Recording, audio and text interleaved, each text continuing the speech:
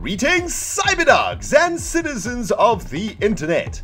This is ReNDoG coming at you from the corridors of the power module of the Ren Star space platform in this Let's Play Minecraft Feed the Beast series.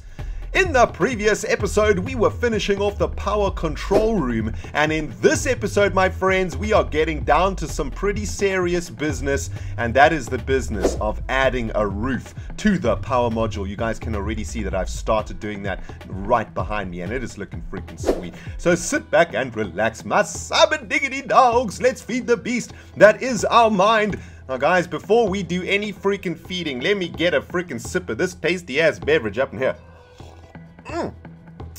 Warm cup of Red Bush tea, man. And guys, while I was making my notes for today's episode, I suddenly realized that there is a ridiculous amount of stuff for me to show you guys since the previous episode.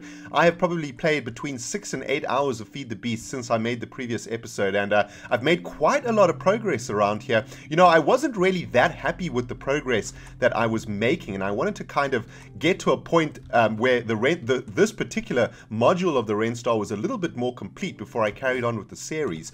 And what I've been working on mostly, guys, is the corridors of the modules, how I want the corridors to look, as well as working in the nuclear reactor chamber to add another nuclear reactor and control panel thingy into the nuclear reactor chamber. So now in nuclear reactor chamber 1 we have 2 nuclear reactors, nuclear reactor alpha, nuclear reactor beta. I've set them up to be exactly the freaking same. They have exactly the same thermal monitor system going on.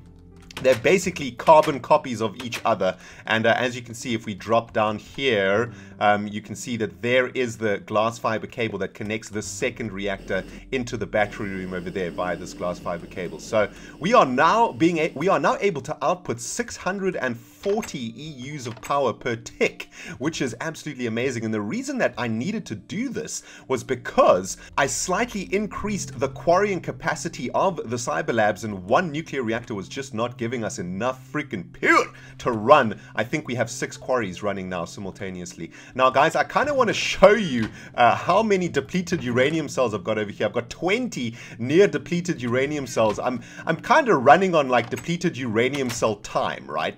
Because for every 4 depleted uranium cells, that's about 1 full cycle of a nuclear reactor. So that's about 2 hours and 40 minutes or so. And let's just pick up, let's get the depleted uranium cells out of these reactors now. So you guys can see that I've been working my freaking butt off around here, man, and it's been, oh man, it has been so awesome. And let me take you back into the power control room, guys. I've made a few more tweaks around here. Firstly, I've added a little panel over here for the Cyberlabs MFE array. So this is showing us, oh my goodness, there's only 10,000. Well, yeah, the Cyberlabs are about to run out of juice, and that's obviously because we've just gone through 2 cycles in nuclear reactor alpha and beta.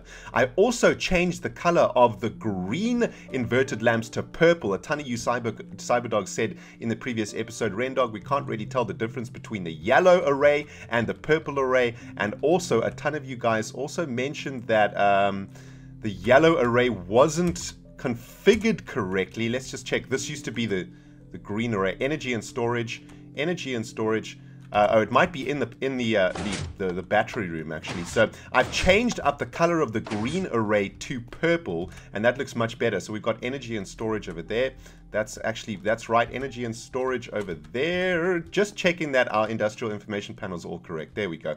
Now, what I have started working on mostly, and what's taken up most of the hours that I've spent playing Feed the Beast, is working on the actual roof of the corridors, and more importantly, working on the roof of the outer corridor and the actual walls of the outer corridor too. And as you guys can see, it is looking pretty freaking sweet up in here. I've made a brand new best friend, and that is a half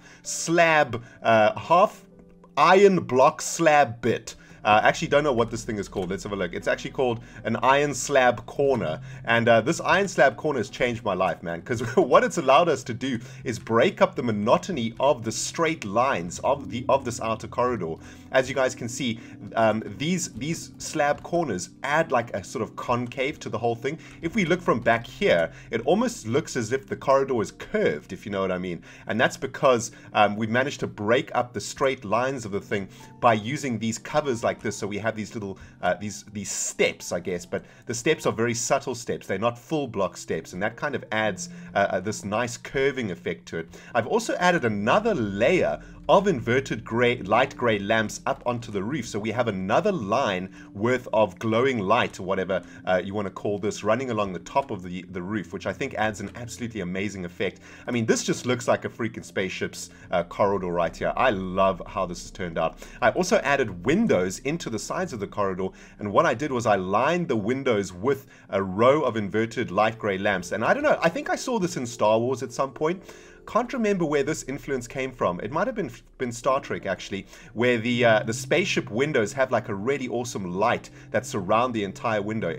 But I think that's a really cool effect, actually. It looks really, really sweet. And I've done the same thing for all of the little windows over here.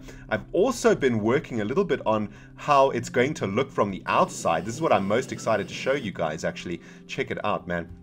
I'm going to jump off the edge of the ReNDoG space platform over here. Let's float out a little bit and have a look back. As you can see, it's starting to look pretty awesome. I've been experimenting with using iron slabs as the walls of the ReNDoG space platform. That's looking pretty cool. And as you can see, it's starting to look a little bit more like a spaceship and not just like a floating platform in the middle of nowhere. So pretty freaking happy with the progress that I've made on the ReNDoG space platform over here, guys. Absolutely freaking sweet. Now, one of the most serious problems that I'm kind of running into right now is running out of resources. We kind of spoke a little bit about this at the end of the previous episode. Oh, and by the way, I added another little industrial information panel into the Cyberlabs battery room, and we can see, guys, oh, this is actually not working correctly. Sometimes the industrial information panels don't actually show the correct information. There we go. It's just been reset. Now, what I've been working on essentially is trying to generate more resources for us. And what I did was I created another quarry and installed it into our quarry array. We now have 2 quarries on this side. 2 quarries there, and 2 quarries on this side. 1, 2, 3 quarries. So we've got a total of 5 quarries currently running, where we only had 4 before. So I added another quarry to the array. But what I've also done is I've upgraded the energy delivery system of our quarries to redstone energy conduits. And this was a suggestion that a ton of you cyberdogs have been saying over the last 10 or 20 episodes of Feed the Beast. You guys have been saying that the gold conductive pipe we were using is an incredibly inefficient conductor of electricity, and this redstone conduit pipe over here, I think it's called a redstone energy conduit, I believe is the actual term for it. Redstone energy conduit, that's it. This conduit actually only loses 5% of its power no matter how long the cable is. So whereas the gold conductive pipes were losing something like, I don't know, it was 3 MJs per block or something like that. I have no idea how bad the loss is, but the loss is pretty freaking bad, man. But with these redstone energy conduits, we only lose 5% of power no matter how long the redstone energy conduit wire is. Now, the downside of the conduit is that it's very difficult to break. As you can see with our diamond drill, it's almost as hard as obsidian to break. So once it's in place, it's pretty much jam-packed in there. And there's this freaking spider lurking down here.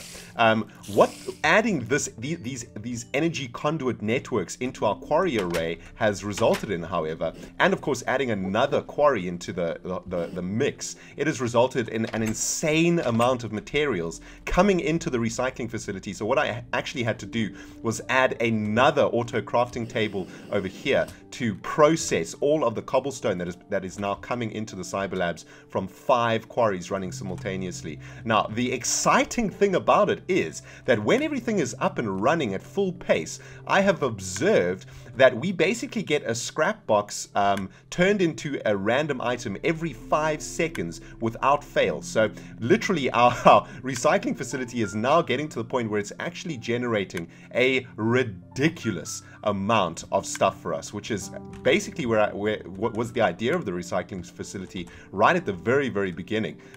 So that is absolutely awesome. So the Cyberlabs is now generating quite a ridiculous amount of materials. I just want to quickly show you guys exactly how we go about making that redstone energy conduit. What you need is a magma crucible, which we've used in the past, and what you need to do is chuck some redstone up in here, and the magma crucible is going to smelt down this redstone. You want to send that redstone into a liquid transposer, and the liquid transposer is then going to fill up empty energy conduits and turn them into redstone energy conduits. And an empty energy conduit is pretty easy to make. If we just have a look at the recipe, there it is. It's just some electrum ingots and some hardened glass. Now, hardened glass requires, what I was using was steel dust and obsidian dust. So what you need to do is pulverize steel ingots, or no, steel ore, and pulverize obsidian, obviously, and then you or lead, sorry, yeah. So it's obsidian and lead, right? So I was pulverizing the lead ore that we have in the storage warehouse and all of the obsidian that we have.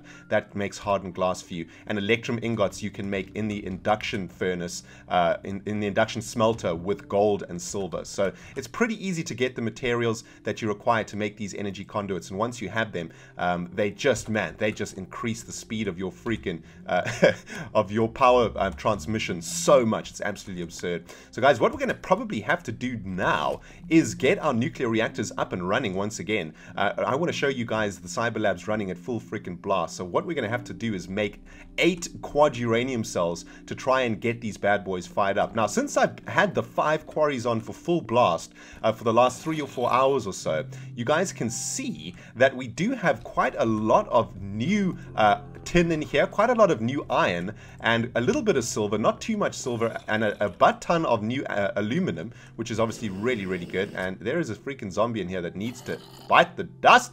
Where is he lurking, man? But most importantly, we have a little bit more copper. Now, copper is, when you get to this stage of Feed the Beast, I guess you could call this, I don't think it's late game Feed the Beast, but it's almost late game Feed the Beast. I think there's one more level of like power that you can get to, like ultimate power. But I think we're on the level below like ulti power. But when you get to this stage of Feed the Beast, it's interesting. Copper becomes an incredibly valuable resource. Whereas in the beginning of Feed the Beast, it's like iron is probably your most important material. Copper is like pretty important because you need it to make electronic circuits and stuff like that. But when you get to this stage of Feed the Beast, copper becomes like a ridiculously valuable resource because, number one, it is the primary ingredient required to make quad uranium cells for your nuclear reactors. And it's also a huge part of making the components of your nuclear reactors. You need a ton of copper to make that. So we have basically come to a point where our copper reserves that we had in the storage warehouse, we had something like 30 stacks of copper ingots at one stage in the storage warehouse that were just like spare, I guess. And those have now completely run dry. So unfortunately, what's going down in Chinatown right now is a complete lack of copper. That's what's going down. And unfortunately, as we can see, we also have a complete lack of of power up in the Cyberlabs right now. I don't even think we have enough reserve power to smelt down this copper. So I'm not entirely sure what we can do about this. We could probably connect one of the MFSU networks of the ReNDoG to the Cyberlabs. I think that's probably going to be the best thing to do here. So I think if we head into the battery room over here, I think what we should probably do is we could connect MFE array yellow, which is completely filled with power. Let's connect that to this line with some of this glass fiber cable. Come on, connect, you bastard. There we go. So MFSU array yellow is now connected to the input cable that is running into the battery room of the ReNDoG, or of the Cyberlabs rather. Let's have a look. No, that's not doing anything. What we're going to have to do is connect. I think we're going to have to connect this line to this line. There we go. Let's have a look. That seems to be doing something. I think that's definitely connected the MFSUs of the ReNDoG to the Cyberlabs, because the power from those MFSUs is coming via this cable over here, and we've just connected the blue cable to the green cable, which is essentially the output cable of the Cyberlabs. And there is a slime going freaking cray-cray somewhere around here, driving me absolutely insane. Slime, where's your ass? Is he inside here? No, I think he's on the roof there. But I think that's probably working now. Let's take a quick squiz at our furnaces. Yeah, it's kind of, it's like ticking away very, very slowly. Alright, cyber diggity dogs, welcome back. I am just making our 8 quad uranium cells, and guys, I've been doing a bit of calculations. It looks like we probably need about 3.5 stacks of copper to refill our 2 nuclear reactors, because these dense copper plates require basically 8 copper ingots each. So you guys can see it's actually quite a ridiculous amount of copper required. And basically what has happened now in our Feed the Beast series is that uranium and copper have become the fuel for this series, where before it was lava. Now copper and uranium is now the actual fuel of this Feed the Beast series. So that's kind of interesting, man. I think that's kind of cool, to be honest with you. But let's get our nuclear reactors up and running again, guys. It's taken me about 20 minutes to do this, just because there's so little power going into the Cyberlabs that that the compressor and the plate bending machines were working really, really slowly. So let's disconnect MFSU array yellow from the Cyberlabs right now. We don't need to worry about that anymore. Let's head over into the power control room. We should be able to see our stats looking pretty good now. Nuclear reactor alpha and beta are now on again. About 3 hours to go for each, and we can see the Cyberlabs MFE array should be going upwards. Oh, I see what's going down up in Chinatown right here, cyber diggity dogs. Our nuclear reactors need to fill up our MFSU arrays before that power will be redirected into the Cyberlabs. So MFSU array yellow over here needs to hit its maximum storage capacity, and then we should see the power going into the Cyberlabs like nobody's business. Here we go, man. Let's check it out. Oh man, the power control room is doing exactly what I wanted it to do. This is so awesome. All right, here we go, man. MFSU array yellow is fully charged. Let's have a look at the Cyberlabs. There you can see a ridiculous amount of power hitting the Cyberlabs right now, man. That's epic. All right, so let's head back into the Cyberlabs, get the quarries up and running again, and I can show you guys what an amazing difference these redstone energy conduits have made to our basically our output of materials from the Cyberlabs. Let's fire up all of the electronic engines over here, and I'm gonna take you guys to the new quarries that I set up over the last few hours, so you guys can have a look at what's going on. And if you're wondering where I got all these levels from, that was from strip mining the top part of the quarries, getting all of the coal and all of the different materials that you can get from the top part of a quarry.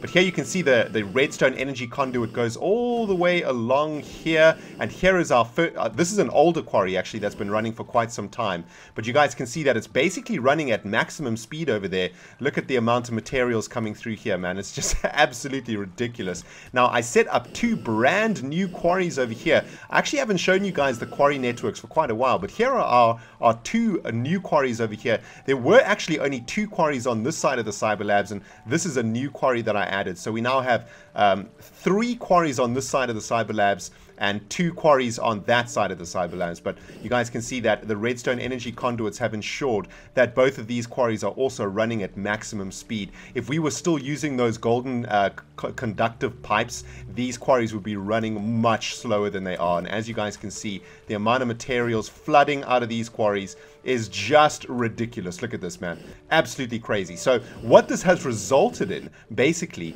is the recycling facility going absolutely freaking cray-cray right now, man. It is just generating an obscene amount of jazz. It is absolutely sweet, man. It looks like we got a little bit of a bottleneck or something going down over here.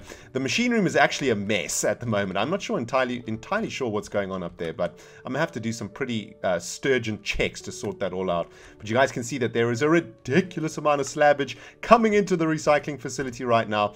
We've got 2 more quarries on this side also that are obviously running at full blast. You can see all of the materials are being pushed into the Cyberlabs. Now let's go over to the butthole side of the recycling facility, and you guys will see what I mean, man. There is a new scrap box in this dispenser. I mean, this dispenser can't even get rid of these scrap boxes quick enough. The timer is currently set on 3.2 seconds. So literally, we are getting a brand new scrap box in this dispenser at least once every 5 seconds, which means that our recycling facility, when our nuclear reactors are running, is generating basically one random item every 3 seconds.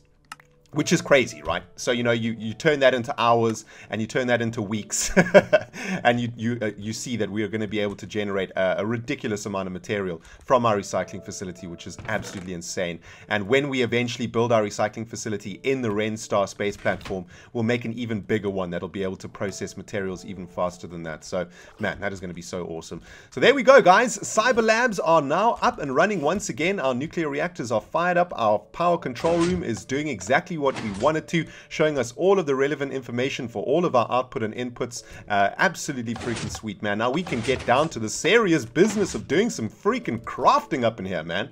And what I wanted to do in this episode, guys, is basically finish off the design for the interior of the rooms in the power plant module. And I've been thinking about trying to make the interior of the rooms a little bit more interesting. And what I did with the corridors over here when I was building the corridors is I used these corners to make some interesting shapes, and I also added this line of inverted light gray lamps up here to make the corridor feel more like space platformy, I guess. And I think that's exactly what we're going to be doing in the rooms themselves too. So what I'm going to start off with is lining the circumference of the outer roof area of this room with this inverted light gray lamp jazz. And what we can try and do is get, you know, kind of light fixtures in the roof, I guess, is what it's going to come down to. So if we did like a nice little border's worth of, what are these things again? Iron slab corners. That's right. So let's do like a little border like this, right? Let's just go from door to door, just so that we have a look at what it looks like. That looks pretty awesome. And then what we could do is finish off the roof, I think, with just normal iron slabs like this. Now, the reason that I like this particular design is because the color of the iron slab is slightly darker than the color of the tin cover. So it kind of breaks up the monotony of the room. And I like the way that the iron slab looks with the inverted light gray lamp. I think that looks pretty sweet. Now, what I was thinking about was using maybe, I don't know, like tin covers or something over here like this. But I think that just makes it a little bit too... I mean, even though it makes it symmetrical, I don't really like this. I kind of like this big light fixture like this, right? I think that looks pretty sweet, man. Oh, yeah, that actually does look pretty freaking awesome. And I think what we should also do, the same way that I did in the power control room over here, you can see that I added the light gray inverted lamps around the outer, like, there's like a little corridor in this room, right? Out of the lapis over here. So maybe we should try and imitate that design in the battery room also. So if we added like a border of inverted lamps like this around the actual the centerpiece of the power plant room, then added some tin covers over these bad boys like this. Let's just do one little line over here to have a look at what it's going to look like. There we go. That again breaks up the monotony of the room, doesn't it? Look at that from here, man. That looks absolutely sweet. Yeah, I love that, man. Okay, so that's what I'm going to do, guys. I'm just going to complete this now, get all of this inverted light gray lampage installed, get the actual full roof of the battery room installed. I'll bring you guys back on the other side of this kaplam when this is all done and we can have a look at what it looks like. I'll see you on the other side of this kaplam. Kaplam! Alright, Cyber Diggity Dogs, welcome back. I've just been working away at the room over here. You can see it's starting to look pretty awesome. I think I want to imitate this design on the inside of the room also. So I think we're probably going to have to add another layer of light gray inverted lamps over here.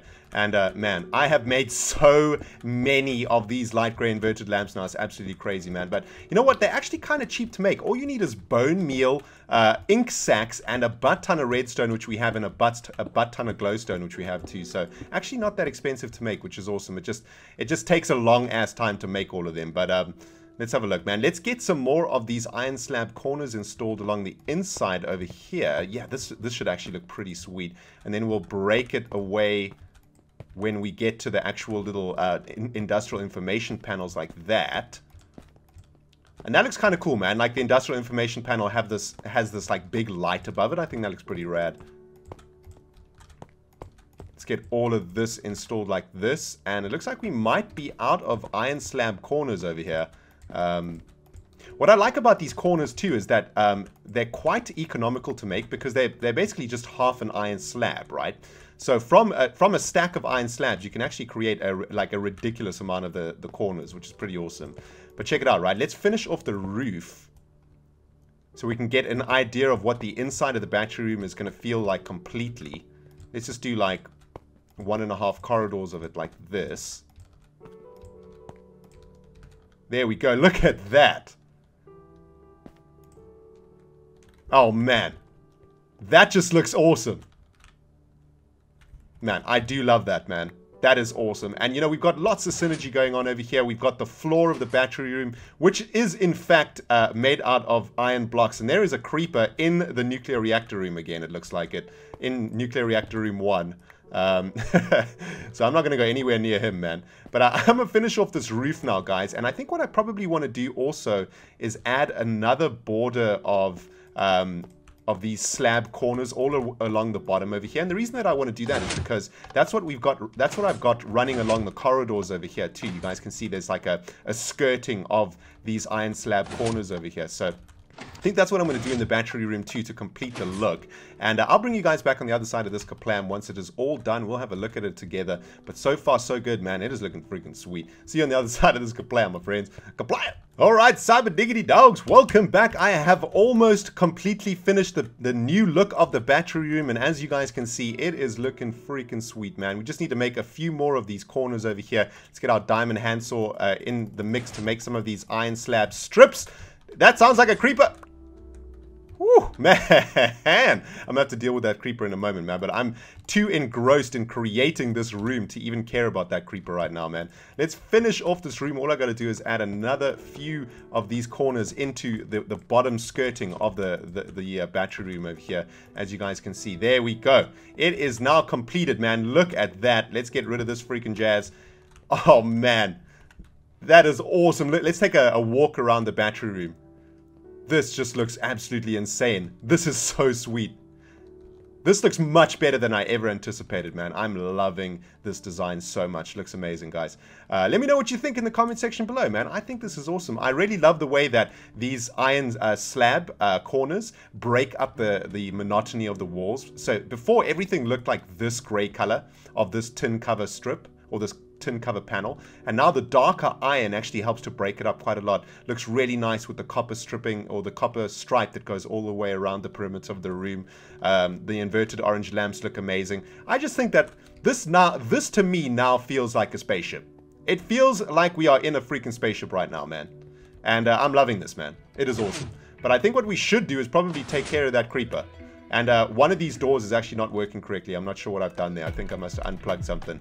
But looks like that creeper is standing on the pressure plate over there. So let's attack him from the flank.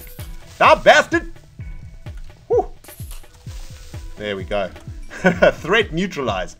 There we go, guys. Looking absolutely freaking sweet, man. And that is basically everything that I wanted to do in today's episode, guys. Hope you have enjoyed it. The nuclear reactors are back up and running. We got 5 quarries firing away. We are getting some nice corridor designs going on over here, guys. I think in the next episode, I'm going to spend some time working on another section of the corridors with you guys, so you can see exactly how I put this design together. It's looking absolutely freaking sweet. We are kind of running low on resources right now, but now that we've got our quarries fired up again, I suspect we'll get a ton more iron. Iron isn't really the problem. Marble isn't really the problem. Inverted grey lamps isn't the problem. It's the copper that's the real problem. But hopefully our quarries are going to be able to generate a ridiculous amount of copper for us, so we can carry on working on the Red Star Space platform. Anyway, guys, hope you guys have enjoyed this episode, and let me know what you think about the corridors of the Red Star. Looking absolutely pimp McDaddy, if you ask me, man. Loving this jazz. Thanks so much for watching, guys. We will see you in the next episode. Goodbye, my friends.